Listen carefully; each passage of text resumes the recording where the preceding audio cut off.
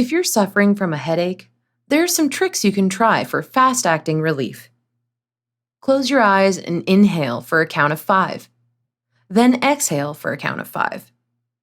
Keep breathing like this until your headache subsides.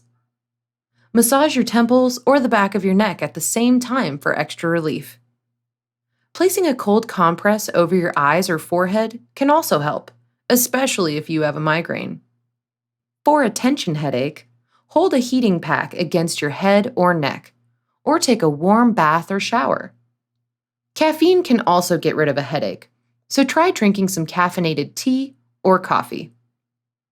Even just drinking water can ease a headache if you're feeling dehydrated. If your headache persists, take a break from what you're doing and do something relaxing like yoga or meditation. Dim the lights and shut off any screens, since bright light can make headaches worse. Applying peppermint oil to your temples and inhaling lavender oil can provide quick headache relief and help you relax. Finally, consider taking an over-the-counter pain reliever, like Tylenol or Advil, if natural methods aren't helping.